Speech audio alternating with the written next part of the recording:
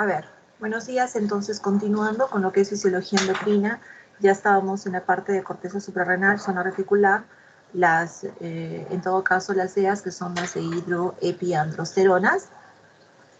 Y ahora haciendo solamente una comparación, ¿no? O para comparar de que todas estas son sintetizadas, ¿no? A partir del colesterol. En la síntesis de los andrógenos en la zona reticular, por otro lado, nosotros tenemos que hay algunas diferencias, pero nosotros finalmente, como producto a partir de la DEA, que es la dehidroepiandrosterona, a partir de la 17-hidroxipregnenolona, nosotros tenemos un producto final, ¿no? Que va a ser una androsteniona. También acá, por ejemplo, tenemos las DEAs, que son las dehidroepiandrosteronas sulfotransferasas, ¿no? Que se convierte la DEA en la DEAs. Entonces, en la zona reticular, ciertamente se elabora también una cantidad limitada de andrógenos a partir de la androsteniona, ¿no?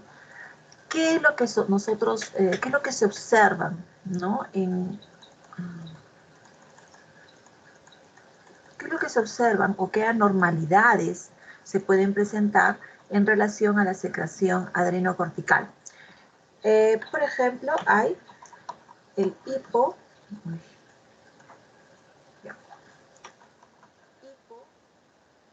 hipoadrenalismo. Aquí, por ejemplo, es la enfermedad de Addison, ¿no? Que es la deficiencia de mineralocorticoides, deficiencia de glucocorticoides. Tenemos después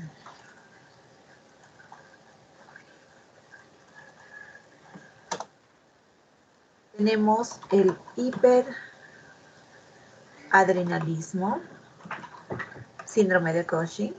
Aquí en el síndrome de Cushing generalmente relacionado con niveles altos de la ACTH y cortisol plasmático, ¿no? Aquí vemos que hay una reducción de las proteínas residuales, inhibición, supresión de la respuesta inmunológica e incluso hay apariencia edematosa en el rostro. Aldosteronismo primario, síndrome de Cohn, ¿no? Ahí se observan tumores en la zona glomerular. Entonces, eso que produce una secreción de la aldosterona. Resultado, hiperaldosteronismo primario, que es el síndrome de Cohn, o por ejemplo el síndrome adrenogenital, que aquí se observa un tumor en la corteza suprarrenal y entonces se van secretando cantidades aumentadas, ¿no? o exageradas de andrógenos, y entonces eso provoca algunos efectos virilizantes marcados, ¿no? Que entonces la mujer desarrolla características masculinas, por ejemplo, crecimiento de la barba. Entonces acá, ¿no? Vías de control de las hormonas esteroidales, que ya esa parte se toca mucho más en lo que es fisiología reproductiva, que es en fisiología 2. Pero acá nosotros vemos que la vía de síntesis generalizada para las hormonas esteroidales, ¿no? Justamente está a partir del colesterol. Todas las hormonas esteroideas comienzan en el colesterol, que va a ser modificado, ¿no? Por múltiples enzimas, aquí por ejemplo, para terminar como sea en una aldosterona, en un glucocorticoides o esteroides sexuales. Finalmente, ¿no? Dentro de ellos también los andrógenos, estrógenos, progesteronas, en fin, las vías son las mismas, ¿no? En la corteza suprarrenal, o puede ser en las gónadas, o puede ser en la placenta, pero lo que va a diferir, ¿no? De un tejido a otro va a ser la distribución de las enzimas que justamente van a catalizar estas diferentes reacciones. Y entonces acá, por ejemplo, la DEA se convierte, ¿no? La DEA se ha sido convertida en la DEA justamente por las sulfatasas periféricas. Aquí, por ejemplo, vemos también que la androsteniona se va a poder convertir en andrógenos activos, hablando de testosterona, dihidrotestosterona, eso a nivel periférico en ambos sexos. Y la DEA se va a unir a la albúmina y algunas otras globulinas de la sangre con baja afinidad, y esto va a permitir que haya una eficiente excreción o incluso distribución, considerando que la semivida de las DEAs es de 15 a 30 minutos y, por ejemplo, de las DEAs es de 7 a 10 horas. Y entonces ahora continuamos con hormonas paratiroideas, calcitonina, vitamina D, metabolismo del calcio y del fósforo. Bueno, entonces, para todo ello, nosotros consideramos, ¿no? O hay que remarcar, ¿no? De que el calcio es importante, es muy relevante en nuestro organismo. Y ciertamente, si sabemos que el calcio, ¿no? Tiene ligaciones complejas a diversos aniones en el plasma, bicarbonatos, citratos, ion sulfato. Eh, Aquí está. El calcio y el fosfato son importantes para la vida, ¿no? Para la sobrevivencia de la vida humana, porque tiene un papel estructural importante, ya sea en tejidos duros, en los huesos, en los dientes. Ellos van a ser reguladores también de vías metabólicas y de la transmisión de algunas señales, como hemos visto, por ejemplo. Y entonces, la mayor parte, ¿no? Del fosfato, digamos así, nosotros lo vamos a encontrar en la forma de fosfato inorgánico, ¿no? Entonces, nosotros de acá, por ejemplo, en este esquema, nosotros podemos ver, ¿no? De que acá tenemos diferentes formas, ¿no? En la que el calcio va a estar distribuido y también el fosfato inorgánico. Puede estar en una forma ionizada, ligado a proteínas, en forma de complejos, por ejemplo, en forma de ionizada, representa el 50% del calcio circulante total, ¿no? Y entonces es importante para muchas funciones, ¿no? Entonces, la concentración del calcio, tanto intracelular como extracelular, es de mucha relevancia, como todos, pero este es muy relevante, ¿no? Entonces, el calcio circulante va a estar sometido a algunos vías de control. Dentro de ellos, por ejemplo, un control hormonal directo, ¿no? Cuando tenemos poco calcio, ¿no? La concentración de calcio sérico total es inferior a 8.5 miligramos por decilitro, que vendría a ser 4.2 miliequivalentes por litro. Si nosotros observamos un exceso de calcio, aquí tenemos una hipercalcemia, que es la concentración de calcio sérico total superior a 10.5 miligramos por decilitro o 5.2 miliequivalentes por litro en sangre. Entonces, eso puede causar alteraciones fisiopatológicas que, por ejemplo, podrían comprometer disfunciones neuromusculares, disfunciones del sistema nervioso central, algún tipo de disfunción o anormalidad, insuficiencia renal, calcificación en las partes blandas e incluso patologías esqueléticas. Ahora, el ion fosfato inorgánico es un elemento importante de la dieta, ¿no? Y se almacena en cantidades grandes en forma de complejos junto con el calcio. Este fosfato inorgánico está de forma libre, ¿no? Ionizada, está circulando de forma ionizada libre, aproximadamente en un 80%. Eso es lo que tenemos. Y nosotros, ¿qué consideramos en lo que es el remodelado óseo o la vía OPG-RANKL, que es lo que tenemos acá?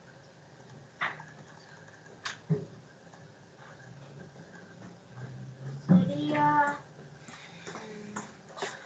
el remodelado óseo o la vía de OPG-RANKL es un proceso complejo mediante el cual el hueso va a irse renovando y va a mantener la fuerza ósea, la homeostasis mineral, y eso justamente es el remodelado óseo.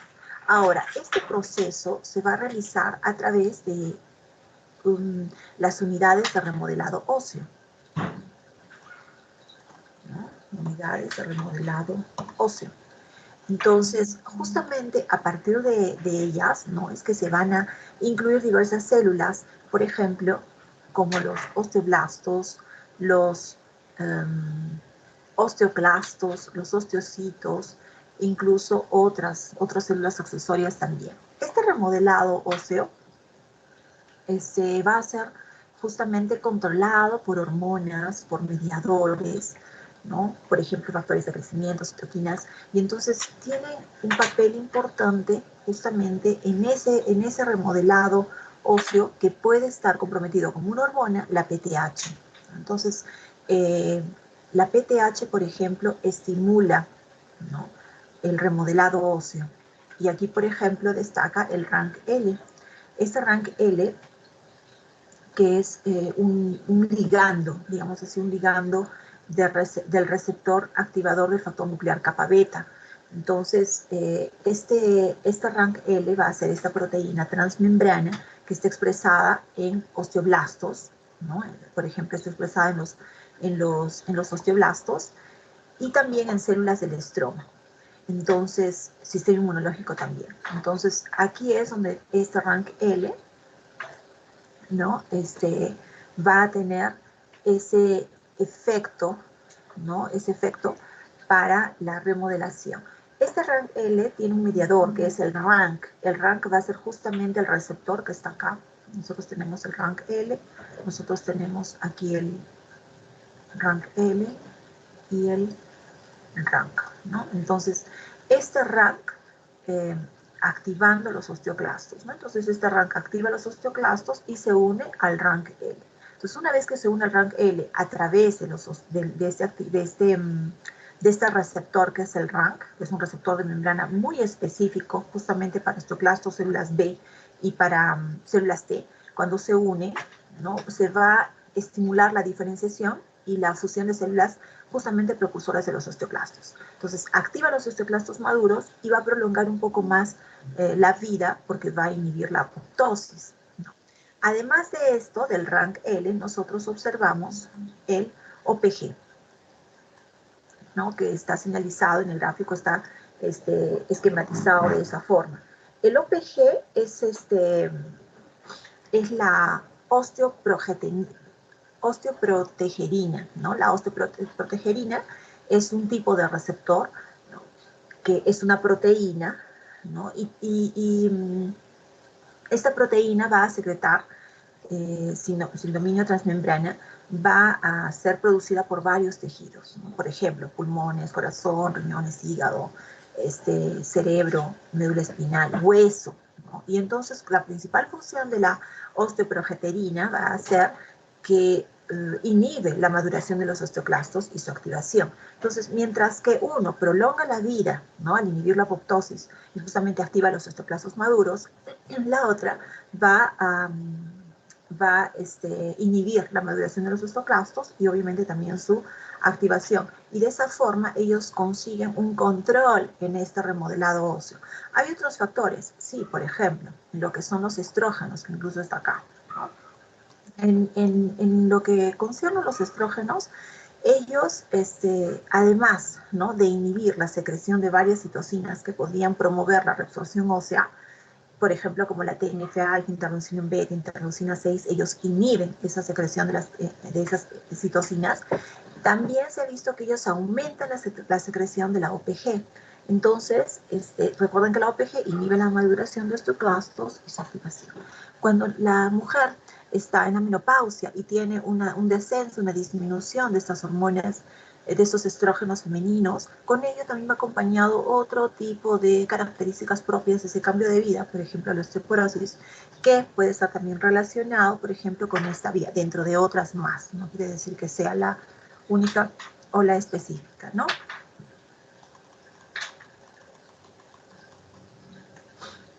Y entonces, como estábamos hablando del calcio, ¿no? El calcio es un componente importante, es unión importante en el tema de homeostasis y equilibrio, y hay un control endocrino justamente para el control.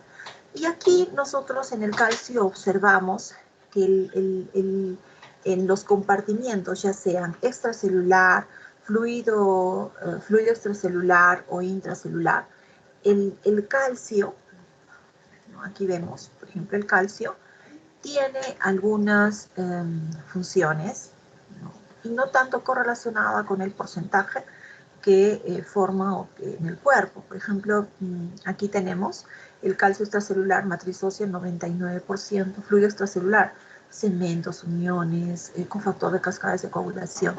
El calcio es una molécula de señalización importante. Aquí, por ejemplo, ¿no? El movimiento del calcio de un compartimiento del cuerpo a otro va a crear señales. Ahí, por ejemplo, ustedes recuerdan, ¿no? El calcio ingresa al citoplasma, va a iniciar la exocitosis de las vesículas sinápticas y secretoras. Y con eso que veíamos, nosotros veíamos la contracción en los músculos lisos o digamos una actividad alterada de enzimas o transportadores. Y para la eliminación del calcio del citoplasma nosotros requeríamos un transporte activo. Aquí, por ejemplo, ¿no? Uniones comunicantes en lo que es cemento, ¿no? Eso justamente en los cruces que son estrechos, participa en lo que es la cascada de coagulación. El calcio es importante, ¿no? Para la coagulación de la sangre y el calcio de nuestro cuerpo, ¿no? Sus concentraciones nunca disminuyen, ¿no? Porque si no crearían alteraciones en relación justamente a la coagulación. Y bueno, concentración de musculatura lisa, liberación de neurotransmisores en la sinapsis, excitabilidad de las neuronas en razón del efecto de la permeabilidad, ¿no? El calcio, si disminuye demasiado y nosotros tenemos lo que es la hipocalcemia, aumenta la permeabilidad neuronal al sodio, ¿no? Y entonces las neuronas se despolarizan y el sistema nervioso se hiperexcita, ¿no? Entonces, en la forma más extrema de hipocalcemia, se va a dar o se provoca una contracción sostenida que es la tetania de las vías respiratorias de los músculos, por ejemplo, lo que va a resultar en una asfixia. En hipercalcemia hay un efecto contrario, donde se observa una depresión de la actividad muscular, por ejemplo. Aquí en estos gráficos, nosotros observamos acá, ¿no?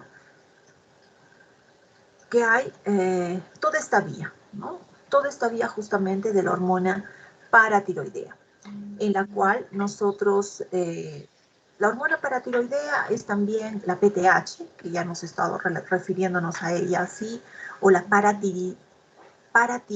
La paratirina también, en sí, esta hormona paratiroidea es una hormona peptídica que está secretada por las glándulas de la paratiroides, ¿no?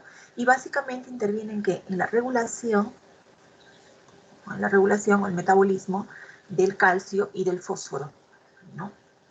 Entonces, la actividad de estas glándulas paratiroides va a ser controlada o está controlada por la concentración sanguínea de calcio libre ionizado en la sangre, como está acá, ¿no? Y mucho más incluso que lo que vendría a ser hipotálamo e hipófisis. Entonces, en condiciones normales, una disminución en la concentración de calcio libre va a estimular la síntesis y la liberación de la PTH, ¿no? Como vemos acá, va al torrente, va a actuar a nivel de reabsorción ósea, reabsorción de calcio en los riñones y producción de calcitrol, mayor absorción intestinal de calcio. Aquí, por ejemplo, nosotros observamos una regulación de la expresión génica, ¿no? En el caso de la PTH.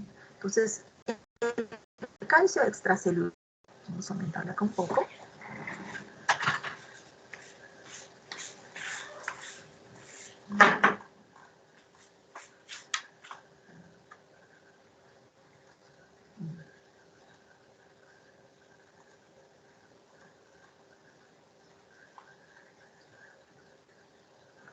Bueno, aquí la concentración del calcio extracelular, como lo vemos acá, va a ser percibida por unas células especializadas, ¿no? En este caso hablamos de células importantes en la glándula de la paratiroides. Nosotros tenemos aquí la membrana de la célula paratiroidea. Entonces hay unos receptores que son los receptores CASR.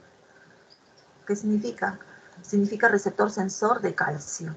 Este receptor sensor de calcio, ¿qué es lo que va a percibir? El exceso de calcio extracelular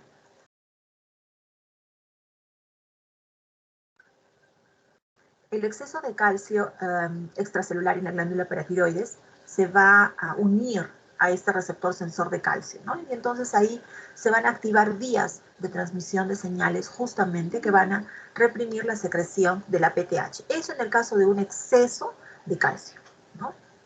Ahora este receptor sensor de calcio se va a unir al calcio extracelular con una afinidad relativamente baja, ¿no? Entonces, ¿en qué favorece eso? Eso favorece en que va a ser sensible a calcios en la concentración, altamente sensible a los cambios de la concentración de calcio extracelular. Entonces, si hay una disminución de la concentración de calcio, digamos 0.2 miliequivalentes por litro, ¿no? Las concentraciones de PTH van a incrementar, ¿no? Va a liberarse más. Y entonces, este receptor sensible, sensor de calcio, hasta cierta forma regula esa producción, esa síntesis de PTH, aquí está el gen de la PTH, ¿no? De acuerdo a estas fluctuaciones minuto a minuto de la concentración. Y ahora, bueno, estas acciones o toda esta vía del PTH va a ser mediada a través de un receptor, que es un receptor también el receptor del aparato hormona, un receptor 1, que está, ¿no?, en proteínas G. Aquí vemos proteínas G, aquí por ejemplo, y aquí vemos el 7, bueno, es el gráfico que se le puede observar, ¿no? Y la unión a este receptor va a estimular, ¿no?, la activación de la subunidad que es de la proteína G, y entonces eso va a estimular que la adenyl-ciclasa, que es lo que ya se ha visto, la producción de AMP cíclico, ¿no?, y la activación del pK. Entonces, todo esto, ¿no?, produce también la activación del PKC, que es toda esta vía que ya se había visto antes, y ahí nosotros tenemos mayor producción de paratormona, ¿no? Entonces ahí la glándula de la paratiroides, ¿no?, se sintetiza en un prehormonio, ya tenemos RNA mensajero, un prehormonio, después continúa con una prohormona paratiroidea, ¿no?, y finalmente se va a convertir en la PTH, ¿no? Esta PTH, que es el producto final, digamos, lista para la secreción de la glándula, ¿no?, y que puede incluso ser se puede dividir incluso con rapidez en el hígado, riñones o en otros fragmentos pequeños, ¿no? Pero ya va a estar libre para ser liberado con el control para poder participar o contribuir a la homeostasis del calcio, para que esté en condiciones adecuadas. Y aquí nosotros observamos, ¿no?, que hay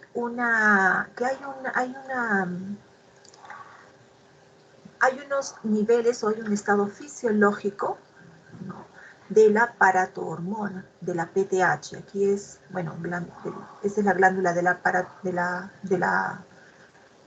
glándula de la paratiroides, y aquí tenemos la PTH que es liberada. Entonces, aquí nosotros observamos que en situaciones fisiológicas la PTH es liberada. Esta PTH va a controlar, desde luego, la homeostasis del calcio, ¿no?, del mineral, y también homeostasis esquelética, porque controla justamente las actividades calcicotrópicas en lo que son riñones, intestino, e incluso también lo que es huesos, que está acá. Entonces, este receptor de sensor del calcio, ¿no?, que que ya habíamos hablado antes de la proteína G y todo, va a regular estas vías.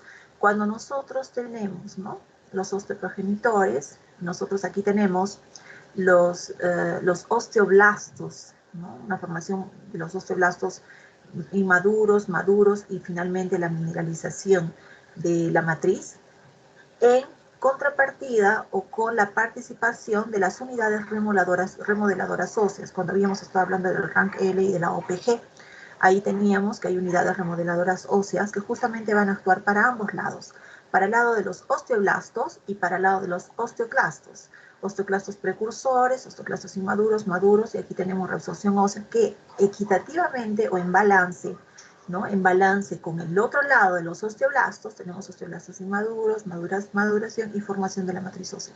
Todo esto es un equilibrio. En esta situación nosotros vemos un estado fisiológico, ¿no?, que está equilibrado. Todo esto también vemos cómo es que el calcio va a ir desde luego siendo modulado a través de estos órganos que habíamos visto, riñones, intestinos y desde luego hueso, en lo que es la remodelación RANK-L y OPG. Entonces la hormona paratiroides, ¿no? Entonces aquí la hormona paratiroides, sus células de origen son las glándulas de la paratiroides. Tiene una naturaleza que es una naturaleza de química de 84 aminoácidos.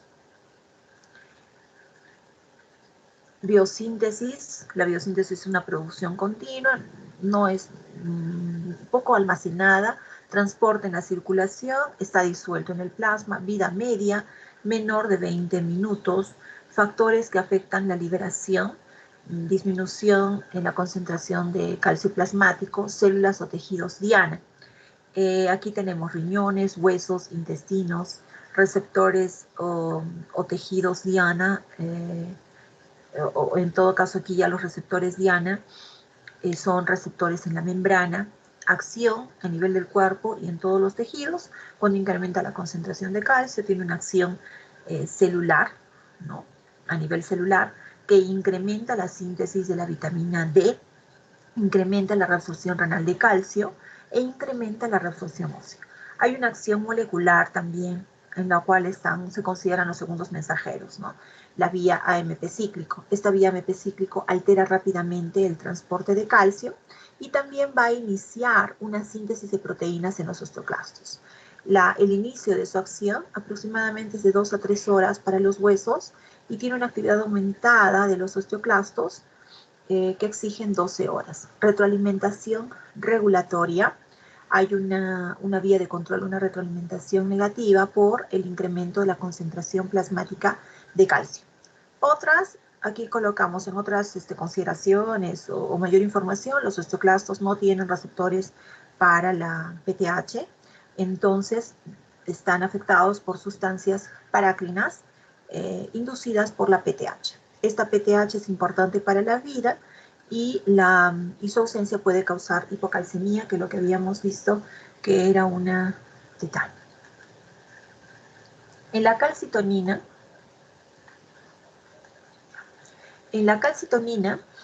nosotros observamos que las células de origen de la calcitonina son las células C de la glándula tiroides, que son las células parafoliculares.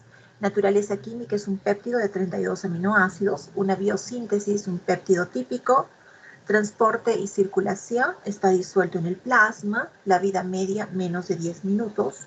Los factores que afectan a liberación es el incremento de la concentración de calcio plasmático, células o tejidos diana, tendríamos huesos y riñones, receptores diana, es a nivel de receptor de membrana, la acción en el nivel de cuerpos en todos los tejidos, inhibe la reabsorción ósea y aumenta la excreción renal. Acción molecular, cuando se hablan también de segundos mensajeros, receptor asociado a proteína G,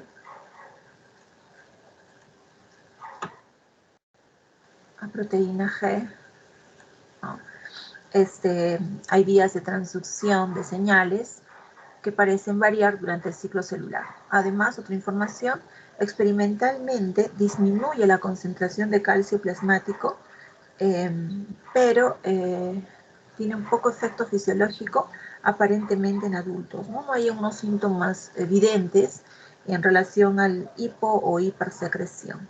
Hay un posible efecto en el desenvolvimiento esquelético y posible también protección en el almacenamiento de calcio en los huesos durante el embarazo y durante la lactancia. Y bueno, aquí entonces en lo que va de la prohormona vitamina D, ¿no? En la prohormona vitamina D. Nosotros acá tenemos la vitamina D o colecalciferol o secoesteroide. Ella se va a sintetizar aquí, ¿no?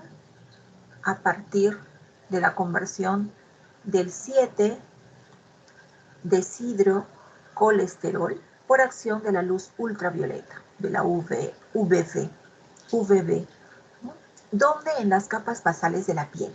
En menor medida se absorbe a partir de la dieta. Entonces luego esta vitamina D se va a transportar, obviamente, por la sangre, desde la piel al hígado, ¿no? Y ahí tendríamos las vitaminas D3 y la vitamina D2, ¿no? D2 proviene de la dieta, ¿no? Que llegan al hígado de una forma directa, transportada justamente por la circulación porta, y después también de una forma indirecta por los kilomicrones. Entonces, en el hígado, ya en esta parte, ¿no? Las vitaminas D2 y D3 se van a hidroxilar en el carbono 25, hidroxivitamina D, que es lo que nosotros conocemos como el calcifediol. Vamos a escribir acá.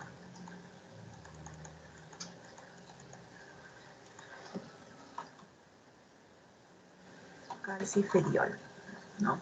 Entonces aquí el calcifediol ya no se distinguen los metabolitos de D3 y D2 porque prácticamente son igual en equipotencia, y ahí el 25 hidroxivitamina D se va a hidroxilar, vamos a colocar acá, ella se va a hidroxilar, ahí nos vamos marcadamente lo que son los túbulos renales, túbulos proximales renales, ¿no? Y en lo que tendríamos la 1.25 de hidroxivitamina D, ¿no? Que es la forma más activa de la vitamina D, esta de acá, y también en la 24-25 de hidroxivitamina D, ¿no? Ahora, la vitamina D o sus metabolitos, ellas se transportan ligados a proteínas transportadoras de vitaminas D, que es la DBP, ¿no? Ella es bastante lipofílica en la sangre y obviamente va a ser un reservatorio de la vitamina D que va a proteger al organismo de la deficiencia de esta vitamina. Hay un receptor de la vitamina D, hidroxivitamina D, que es el receptor nuclear para la vitamina D, que es el BDR, ¿no? Este es un receptor característico para esta vitamina y que está expresado en tejidos diana, por ejemplo, intestino delgado, hueso, riñones, en las glándulas paratiroides, ¿no? Por ejemplo. Y acá nosotros tenemos este esquema aquí a la derecha,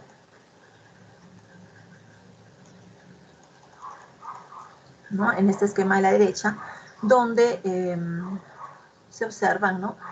Los que les decía, ¿no? Intestino delgado, grueso, riñón, glándulas paratiroides. Vemos que la PTH presente en el intestino delgado, ¿no? La función o lo que se observa es una ausencia de la acción directa. Huesos, induce crecimiento y la supervivencia de los osteoblastos. Aquí teníamos el rank L y el OPG, que habíamos visto antes. Concentraciones elevadas de forma crónica inducen la liberación meta de ion de calcio y ion fosfato inorgánico del hueso. En riñones se estimula la actividad de la alfa-hidroxilasa, reabsorción de calcio, inhibe reabsorción del ion fosfato inorgánico, ausencia en lo que es la glándula paratiroides. 1.25 de hidroxivitamina D. A nivel de hígado, aumenta la absorción marginal de ion fosfato inorgánico. Aquí aumenta la absorción de calcio, ¿no? Por la expresión de los receptores TRPV, que son los vaniloides.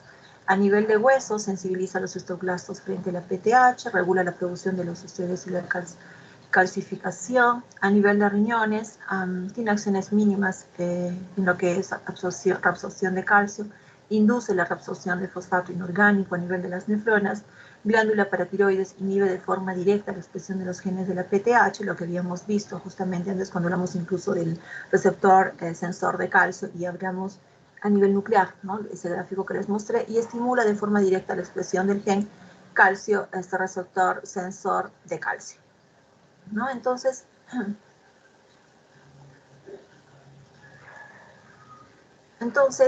queda claro y es evidente que son tres hormonas que van a regular la movilización del calcio entre lo que son huesos, riñones, intestinos, y es la hormona de la PTH, la vitamina D y la calcitonina. El calcio se absorbe en el duodeno, ¿no? A nivel intestinal, en el duodeno y en el yeyuno, por vía transcelular regulada justamente por el calcio, regulada por las hormonas. Y entonces, también hay una forma de transporte que es una vía pasiva paracelular. Entonces, ese desplazamiento del calcio, de lo que vendría a ser la luz, ¿no? de este tubo digestivo al enterocito, que es la célula, favorece, ¿no? gradientes químicos, eléctricos, que justamente facilitado por canales de calcio epiteliales, que entonces son los vaniloides 5 y vaniloides 6, ¿no? para dentro de la célula. Ahí nosotros ya tenemos dentro de la célula, por ejemplo, aquí está, ¿no? TRPV5 y TRPV6. Nosotros dentro de la célula observamos que se van a unir a la calidina D9K, que va a mantener la concentración de calcio baja a nivel citoplasmático. ¿Y qué va a ocurrir? Eso va a permitir que se conserve un gradiente de concentración de calcio favorable entre la luz, ¿no? y el enterocito. Entonces, también se observa que hay un intercambio de sodio-calcio, que es el NCX, que es lo que habíamos visto, las proteínas transportadoras de sodio-calcio, y esto es lo que hacen estas proteínas de intercambio, contribuyen a la salida del calcio de los enterocitos. Entonces, la vitamina D3, ¿no? estimula la expresión de todos los componentes que van a estar comprometidos en la absorción del calcio a nivel del intestino delgado, ¿no? Y esta homeostasis del calcio, o este equilibrio prácticamente que se observa aquí, ¿no? puede estar básicamente en tres compartimientos. Lo que es el LEC, ¿no? En el LEC, por ejemplo, este calcio está ionizado y está concentrado en lo que es el fluido extracelular aproximadamente en 2.5 milimolar. En el plasma, por otro lado, es un poco menos, casi la mitad, y está unido a proteínas plasmáticas y otras moléculas, y ahí, por ejemplo, observamos que en el citosol la concentración es de 0.001 milimolar. Ahora, los gradientes electroquímicos, ¿no? que van a favorecer justamente para que este ion, este calcio, se vaya moviendo, ¿no? o vaya movilizándose, digamos así, ¿no? hablando de lo que es la matriz extracelular, lo que vendría a ser aquí el hueso, observamos que aquí es el mayor depósito de calcio, ¿no? Entonces aquí es el calcio óseo, va a estar en forma de hidroxiapatitas. Por otro lado, nosotros veíamos que nosotros ingerimos el calcio en la dieta, va a ser absorbido por el intestino delgado, ¿no es cierto? Y un tercio de ese calcio ingerido va a ser absorbido, solamente ese tercio, ¿no? Y entonces, ahí hay una diferencia con los nutrientes orgánicos, ¿no? que la absorción del calcio justamente va a ser regulado de forma hormonal. Entonces acá nosotros vemos la participación huesos, riñones, y esa diferencia en la concentración que habíamos visto en esa tabla de la distribución del calcio, que no necesariamente está relacionada con la relevancia, ¿no? de lo que este ion tiene en nuestro organismo. Aquí en este esquema nosotros vemos, ¿no? tenemos por ejemplo la vitamina D, ¿no? aquí hay precursores endógenos, UVB, que es la luz del sol en la piel, también otra fuente que son la dieta, otra fuente que es, ¿no? la dieta, leche, pescado, aceite de pescado, huevos, yemas de huevo, y aquí está la vitamina D. La vitamina D, que por su vez a nivel renal, ¿no? vamos a tener nosotros la 25-hidroxicolecalciferol. Aquí nosotros tenemos, aquí es hígado y aquí es riñones. Aquí a nivel de riñones, el calcitriol, ¿no? 1.5-hidroxicalciferol, huesos e intestino, e incrementa la concentración de plasma. Esta concentración de calcio, tiene una vía de control, que es una vía regulatoria negativa sobre las hormonas de la paratiroides, ¿no? Esta hormona de la paratiroides que justamente ejerce un control, ¿no? sobre lo que son huesos e intestino y lo que son riñones. Y esto de acá está como habíamos visto, la liberación o la síntesis de la hormona paratiroides está regulada por las concentraciones de calcio, y ahí habíamos visto en la membrana plasmática que era el receptor sensor de calcio, ¿no? Donde comenzaba toda esa vía para la síntesis de la PTH. Entonces aquí nosotros tenemos el calcitriol, que es vitamina D, calcitriol, 1.25 de hidroxicalcalciferol, las células de origen, una biosíntesis compleja, naturaleza química es un esteroide, biosíntesis vitamina D3, formada por moléculas precursoras activadas justamente por la luz solar UVB, o también ingerida a través de las comidas, y es convertida en 2 pasos, es decir, hígado y riñones, a 1.25 de hidroxicalcalciferol. Y aquí tenemos el transporte en la circulación, va a estar unida a proteínas que están presentes en el plasma, estímulo en la síntesis, disminución de la concentración de calcio, ¿no? Indirectamente vía de la PTH, la prolactina también estimula la síntesis. Células o tejidos diana. En lo que son células o tejidos diana, tenemos intestinos, huesos, riñones, receptor diana a nivel nuclear, tenemos acción de todo el cuerpo, a nivel de todo el cuerpo en los tejidos, incremento de la concentración de calcio plasmático, acción vía molecular, va a estimular la producción de la calvidina, ¿no? Que es una proteína que se liga al calcio, asociada al transporte intestinal por un metabolismo no tan bien conocido, digamos así. La calvidina, a ver, para recordar que en un momento habíamos hablado de la calvidina, nosotros tenemos la calvidina a nivel renal y a nivel intestinal, ¿no? En el interior de las células de la mucosa intestinal, de la mucosa intestinal, que son las que están encargadas, ¿no? De la absorción de sustancias nutritivas, hablando nuevamente de los enterocitos. Ahí tenemos que la calvidina se va a unir a iones de calcio que están en el citoplasma. Entonces ahí va a facilitar el transporte. Eso en el intestino, los enterocitos. A nivel renal, ¿no? Tenemos también la calvidina, perdón, a nivel de túbulo distal, ¿no? Y entonces ahí en el riñón la función de la calvidina va a ser contribuir al transporte intracelular de calcio, ¿no? Entonces ella es una proteína que se encarga de transportar intracelularmente el calcio, ¿no? Y la función de la calvidina va a estar regulada ¿por quién? Por la vitamina D. Y la retroalimentación regulatoria, ¿no? El calcio plasmático permite o hace, ¿no? Que la secreción de la PTH se detenga, ¿no? Retroalimentación regulatoria que va a ser negativa. Las hormonas pancreáticas. Bueno, aquí entonces las hormonas pancreáticas, vamos acá. Nosotros tenemos aquí, si bien sabemos, solo las células endocrinas del páncreas, ¿no?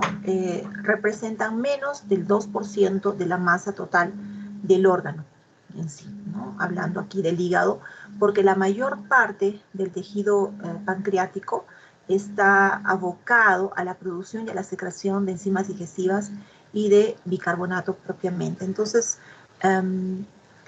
hay grupos de células que van a estar dispersos por el páncreas, y va a haber como unos agrupamientos, digamos así, de células. Entonces, esas son los islotes de Langerhans.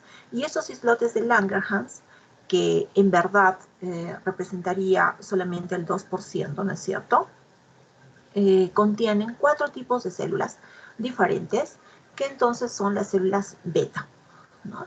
Las células beta producen insulina, literatura indica de que en un 60% aproximadamente. Tenemos también las células alfa, que secretan lo que es el glucagón, 25%. Tenemos las células D, ¿no? Que son casi todas de las remanescentes, casi en la mayoría corresponde a las células D, un 10%. Ellas secretan la somatostatina. Y después algunas otras que van a producir un péptido conocido como polipéptido pancreático, ¿no? Que son las células FPP. Y ellas producen justamente ese polipéptido pancreático.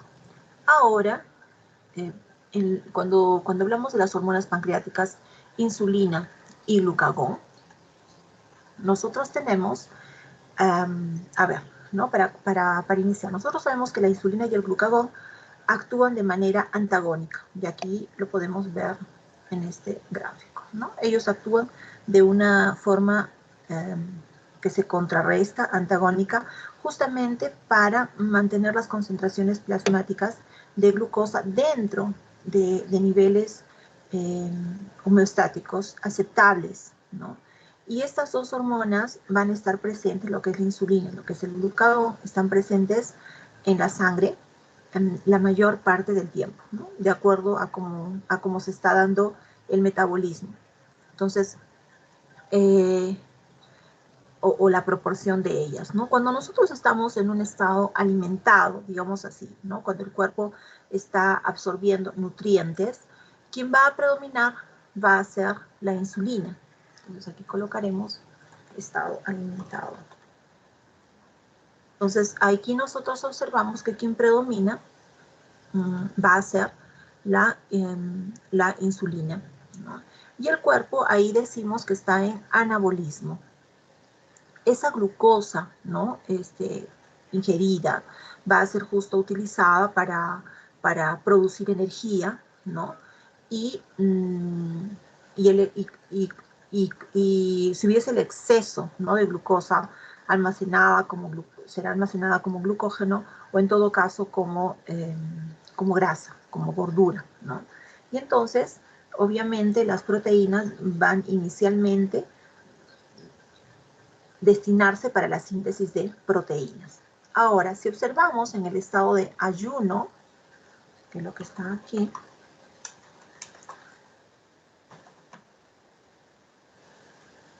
en el estado de ayuno, que aquí quien destaca es el glucagón, ¿no? El objetivo de la regulación metabólica, en este caso de esta hormona, va a ser impedir que suceda una disminución de la concentración de glucosa en el plasma, que es lo que nosotros denominamos como hipoglicemia, ¿no? Entonces, cuando el glucagón predomina, el hígado utiliza glucógeno y otros intermediarios, no necesariamente glucosidios, para poder sintetizar glucosa y liberarlo para la sangre, ¿no? Entonces aquí, por ejemplo, se está observando, en el caso de este estado alimentado, donde predomina la insulina, observamos un incremento de glucosa, oxidación de glucosa, incremento de glucógeno, síntesis de glucógeno, síntesis de ácidos, de gorduras, síntesis de proteínas, glicogenólisis en lo que es glucagón, incremento de gluconeogénesis y cetogénesis. Aquí en este gráfico observamos, ¿no? Se muestran diferentes concentraciones plasmáticas de la glucosa, ¿no? Aquí tenemos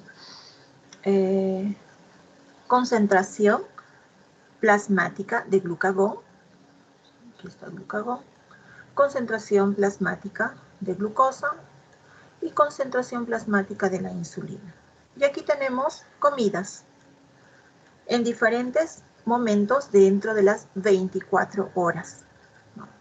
Aquí que mostramos, aquí se muestra, ¿no? Que concentraciones plasmáticas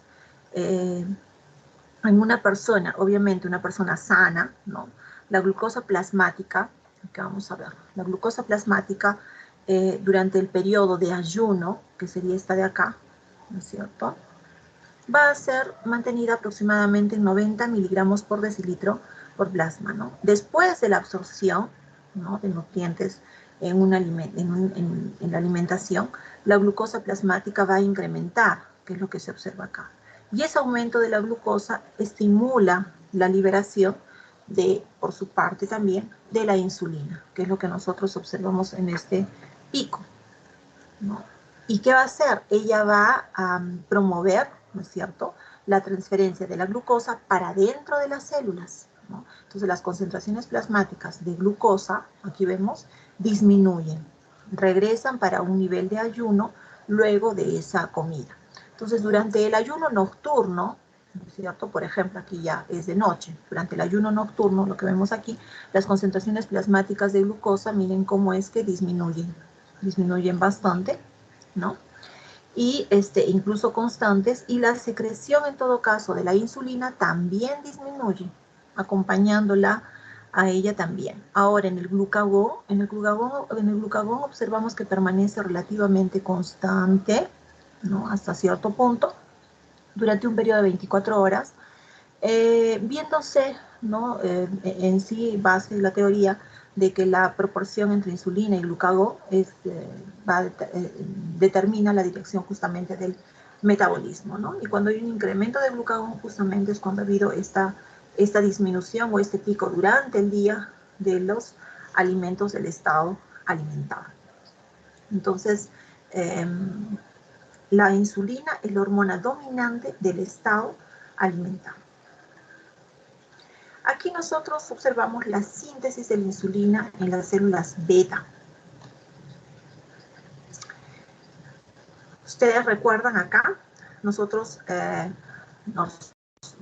ustedes recuerdan cómo es que la insulina, por ejemplo, se ligaba a un receptor de tirosina quinasa, ¿no? Este receptor fosforila, ¿no? Sustratos de receptor de la insulina, que es el IRS, y esa autofosforilación de las unidades beta, justamente de este receptor, activaba una tirosina quinasa local, que a su vez fosforilaba otras, y ahí teníamos nosotros, como producto de estos sustratos de receptores de insulina, teníamos la vía de los segundos mensajeros, ¿no? Que alteraban la síntesis de proteínas y también la generación de otras proteínas existentes, ¿no? Entonces aquí síntesis de proteínas y también otras que ya implicaban aquí otras que estaban existentes. Algunas eran transportadas hacia la membrana, ¿no?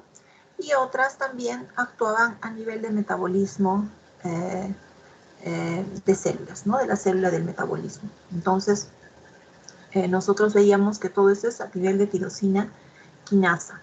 Y acá, en esto de la síntesis, recordar, por ejemplo, ¿no? La insulina, como habíamos visto en algún momento, es una hormona peptídica, ¿no? Producida a partir de una prohormona inactiva, luego es activada realmente para la secreción, ¿no? Entonces, toda hormona peptídica, en ese caso, la insulina, se liga a un receptor de membrana y también a células blanco, ¿no?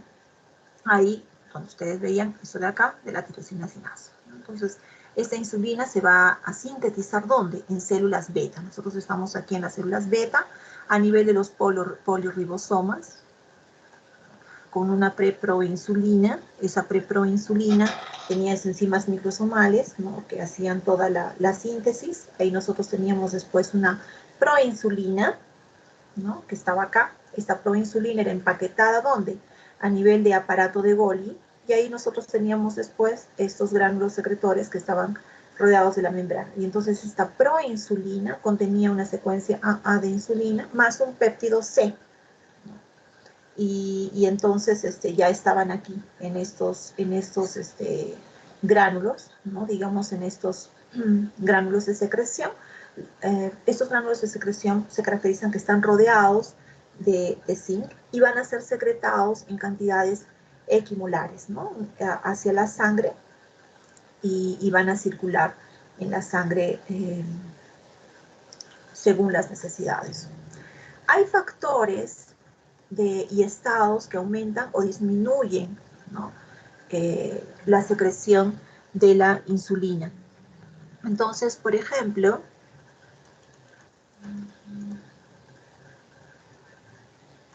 hay factores de secreción de la insulina, como por ejemplo el aumento de la glucemia, ¿no?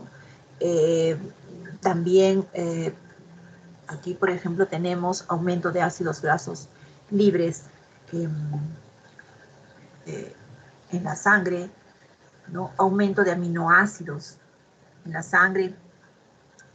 Tenemos también acá hormonas gastrointestinales, por ejemplo, gastrina, colecistocilina, secretina, péptido inhibidor gástrico o el GIP, ¿no? Aquí, por ejemplo, la liberación anticipada de la insulina justamente en respuesta al péptido inhibidor gástrico, impide el surgimiento súbito, ¿no?, de la concentración de la glucosa en el plasma, cuando la comida justamente va a ser absorbida. Glucagón, hormona de crecimiento, cortisol, después estimulación parasimpática, acetilcolina, estimulación beta adrenérgica, una impresión, un susto, ¿no? Insuficiencia de la insulina, obesidad, ¿no?, sulfenurias, ahí tenemos tolbutamida, por ejemplo, y liburina. Y en la disminución de la glucemia, ayunas, somatostatina, actividades alfa-adrenérgicas o leptina también. Aquí nosotros observamos, ¿no?, en este gráfico nosotros observamos un esquema, ¿no? En este esquema nosotros tenemos aquí una célula beta en reposo, ¿no? Esta es una célula beta, esta es una célula beta que está secretando insulina, ¿no? Si nosotros fuésemos a pensar cómo es que se da, ¿no?, cuando hay una célula beta en reposo, cuando ella está, primeramente la célula beta tiene canales que van a ayudar o van a auxiliar en el control de la liberación de la insulina, ¿no? Entonces ahí se observan los canales de calcio, que son estos, por ejemplo, de aquí, que son canales de calcio voltaje dependientes. Este canal está cerrado cuando el potencial de la célula está en reposo. Cuando está en reposo, en este caso, está cerrado el canal, ¿no? Y hay otro canal que es el canal de potasio, que es este canal de acá, que usualmente le está abierto. ¿Cuándo? Cuando la célula beta está en reposo, ¿no? Entonces, ahí tenemos, ¿no?, aberturas de los canales de potasio por el ATP o por el canal de potasio ATPasa, ¿no? En estas células en reposo, obviamente lo que tenemos, las concentraciones de glucosa son bajas, ¿no?, están disminuidas. Y entonces esta célula tiene menor producción de ATP. Pero aquí en este gráfico lo que nosotros estamos observando es una célula beta que está secretando insulina. Aquí, ¿no es cierto? Célula beta que secreta insulina. Entonces, la persona comió algo, una hamburguesa, un sándwich de hamburguesa, alguna comida, ¿no? E inmediatamente las concentraciones de glucosa en el plasma incrementan. Perfecto, ¿no? Entonces, incrementa la glucosa y es absorbida, ¿dónde? A partir del intestino. Esa glucosa ingresa a las células beta y se va a difundir dentro de la célula con el auxilio de unos transportadores que es el GLUT, transportadores GLUT2. Esa glucosa va a incrementar dentro de esta célula, obviamente, por algunas vías metabólicas de glucosa. Aquí consideramos una vía, por ejemplo, el ácido cítrico, ¿no? ¿Para qué? Aquí tenemos ácido cítrico, ¿no es cierto? ¿Para qué? Para el incremento de ATP. Entonces, una vez que el ATP incrementó, ese ATP se liga al canal de potasio ATP. Y entonces, la abertura del canal se cierra. Close. Se cierra. Y ahí va a impedir de que el potasio extravase, vaya hacia afuera. Y aquí vamos a tener mayor retención de potasio y esa mayor retención de potasio va a despolarizar la célula y entonces va a inducir o va a provocar la abertura de estos canales de calcio voltaje dependientes, ¿no? Justamente son canales voltaje dependientes. Y ahí tenemos que el ion de calcio va a ingresar en la célula justamente proveniente del fluido extracelular. Y entonces ahí vamos a ver de que obviamente ya va a haber un movimiento en favor del gradiente electroquímico, ¿no? Y el calcio se va a unir aquí vemos hay una alteración conformacional, eso ya lo sabemos bien, ese calcio se va a unir a las proteínas y se va a iniciar una mesialización o se va a iniciar una distalización de estas vesículas que contenían, en este caso, la insulina dentro, y la insulina va a ser liberada por exocitosis, ¿no? Que es lo que vemos acá. Entonces, la insulina nuevamente es una hormona dominante del estado alimentario, ¿no? Aquí vemos, va a influenciar sobre la concentración de la glucosa aumentada, fijarse sobre la liberación de la insulina, concentración de aminoácidos aumentados, la secreción del PIC, lo que habíamos visto antes, actividad parasimpática. La actividad parasimpática, por ejemplo, ya refuerza la liberación del polipéptido inhibidor gástrico, del PIC, refuerzan. Entonces, las neuronas colinérgicas tienen terminaciones nerviosas en las células beta y ellas van a acentuar la secreción de la insulina. Hay actividad simpática. La liberación de la insulina va a ser inhibida por una división simpática del sistema nervioso, digamos. La secreción de la GLP-1, ¿no? que es la hormona producida a partir del intestino delgado, que es un peptidio tipo 1, y va a ser un estímulo poderoso para la liberación de la insulina, ¿no? Aquí el GLP-1 lo liberan el ilio, la porción distal del intestino delgado, ¿no? Entre algunos. Y aquí nosotros tenemos lo que habíamos estado hablando del enterocito, ¿no? Este gráfico, ¿no? Este gráfico que ya se había visto antes, ¿no? En este esquema, nosotros tenemos estado alimentado, justamente acá, distensión del receptor del tracto digestivo, una neurona aferente, ¿no es cierto? Adopción del páncreas, liberación de la insulina, circulación tejido diana e incrementa la captación de la utilización de glucosa. Resultado, disminuye la glucosa con una vía de control de retroalimentación negativa, donde simplemente deja de liberar la insulina, ¿no?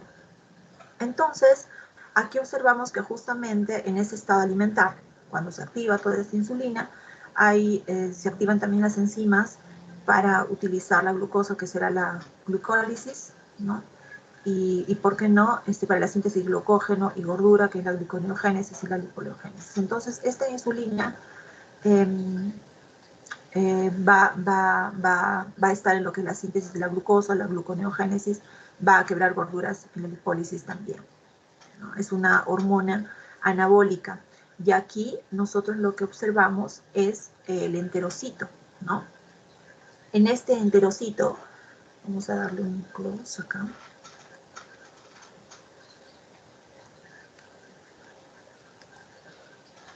Bueno, aquí nosotros estábamos hablando del enterocito. En este enterocito nosotros observamos, ¿no? Hay niveles de glucosa, ¿no? Aquí hay niveles de glucosa. En estos niveles de glucosa, como aquí lo ven, aquí tenemos un receptor justamente en este enterocito, y aquí tenemos el sodio, ¿no? Sodio, aquí está, ¿no? La concentración de la glucosa en las células del epitelio transportador, en este caso en el fluido extracelular, que vendría a ser la luz del intestino, para poderse movilizar, ¿no? Esta glucosa dentro de la célula, necesitamos un proceso, ¿no? Que requiere energía. Entonces, esa energía, en este caso, va a estar dado por gradientes de concentración de sodio, ¿no? Que hay altos niveles de concentración de sodio. Entonces, este ion que está aquí en este lumen, en la luz, va por una unión, ¿no? Y un transporte, que en este caso es sin porte, ¿no? Va a llevar la glucosa para dentro de estas células.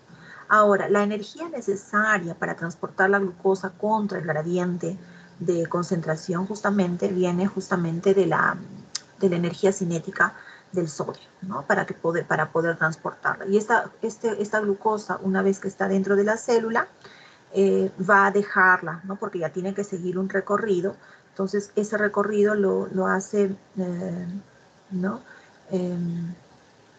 Aquí por difusión facilitada, en este caso sí, es un transporte que es una proteína de GLUT, ¿no? Que está justo en la membrana vasolateral, en el fluido extracelular, en este caso, como nosotros tenemos esta glucosa que es transportada, ¿no?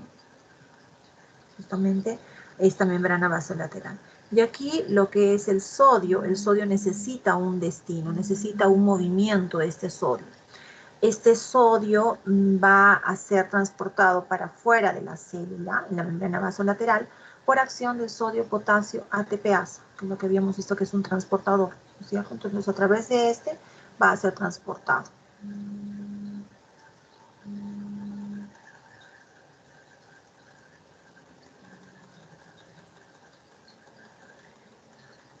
Eso es un reflejo neuroendocrino en el caso de la insulina.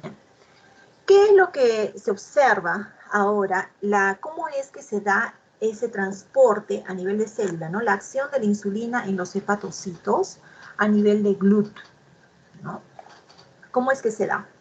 En este gráfico, en esta figura, nosotros observamos, ¿no? Aquí dice ayuno, esta es una célula, ¿no? En este gráfico nosotros observamos que esta es una célula, ¿no?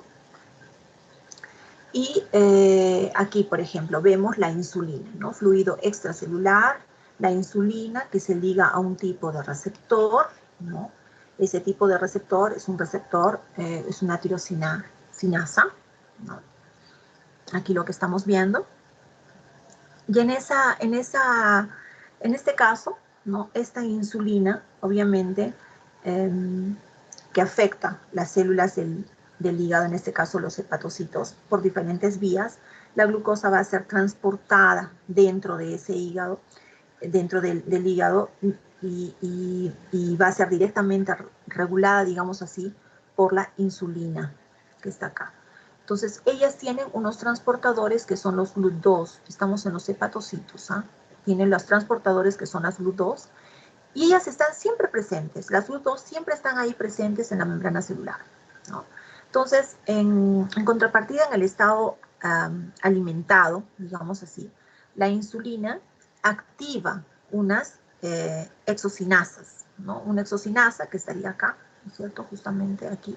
Ella activa unas exocinasas que son enzimas que van a fosforilar glucosa, que es esta glucosa de acá, en lo que es glucosa 6-fosfato, G6P. Vamos a colocar acá, claro. G6P, ¿no? Entonces, esta exocinasa fosforila la glucosa en glucosa 6-fosfato. Esta reacción que es importante, ¿no? Esta reacción es importante, ¿por qué? Porque mantiene las concentraciones de la glucosa intracelular, ¿no? Libre, bajas, ¿no? O sea, las mantiene bajas.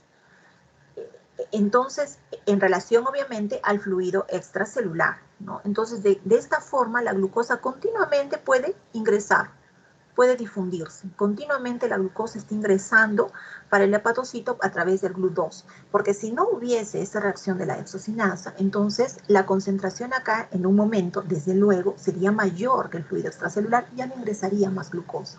Entonces, haciendo esta conversión de la exocinasa es que continuamente puede ingresar más glucosa dentro de este hepatocito a través de la GLUT2. Por otro lado, si nosotros estuviésemos en una situación de ayuno, ¿no? Cuando la insulina está en concentraciones o en niveles bajos, ¿no? Los hepatocitos necesitan transportadores justamente para movilizar la glucosa para fuera de la célula, ¿no? Porque necesitamos en ese caso glucosa. Entonces, en este caso, los hepatocitos van a tener que convertir esos almacenes de glucosa y de aminoácidos en glucosa, ¿no? Y la glucosa, digamos, que se había formado, ¿no? Va a tener que difundirse para afuera, hacia afuera, a través de la membrana del hepatocito para que llegue a la sangre, ¿no? Si no hubiese, en este caso, ¿no? Si los transportadores no hubiesen estos transportadores GLUT, no sería posible hacer o llevar todo este mecanismo. Jóvenes, nos quedamos en la diapositiva 69, por favor.